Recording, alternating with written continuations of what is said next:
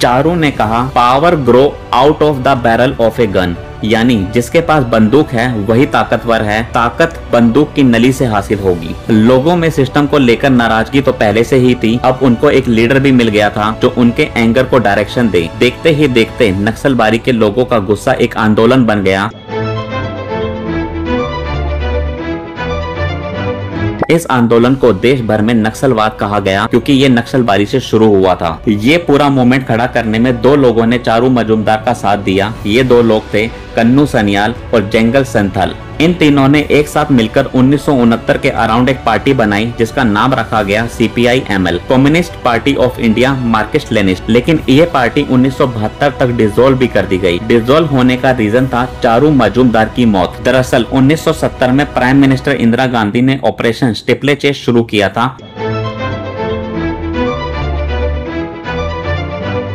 इसका मोटिव था left wing extremism और नक्सलिज्म को बढ़ने से रोकना। इसी ऑपरेशन के अंदर चारू मजूमदार को अरेस्ट किया गया और 1972 में पुलिस कस्टडी में उनकी मौत हो गई। उनकी पार्टी डिसॉल्व हो गई। ऐसा लगा जैसे अब ये मूवमेंट अपने क्लाइमेक्स पर आ चुका है। लेकिन चारू मजूमदार मरने से पहले इस आंदोलन को अपना आखिरी कंट्रीब्यूशन देकर गया था। नक्सलबारी इंसिडेंट के बाद चारू ने एक के बाद एक 8 ऐसे लिखे थे जिन्हें हिस्टोरिक 8 डॉक्यूमेंट कहा गया। ये डॉक्यूमेंट्स नक्सल्स के लिए किसी कॉन्स्टिट्यूशन से कम नहीं थे। चारू की मौत के बाद भी आंदोलन सांसें लेता रहा। इनफैक्ट मिड 1970 तक नक्सलिज्म नाम की ये बीमारी इंडिया के पूरे ईस्टर्न हाफ में फैल चुकी थी। नक्सलिज्म पांव पसार रहा था पर लीडर की कुर्सी खाली थी। इस कुर्सी को भरने आया कोंडापल्ली सीतारामा। 1980 में आंध्र प्रदेश में Kondapalli Sitarama people war group नाम से एक संगठन बनाता है। इस ग्रुप का टारगेट होता है पुलिस पे हमला करना। जितने पुलिस वाले मार सको उतने मारो। जैसे जैसे समय बढ़ा कोंडापल्ली का खौफ बढ़ता गया।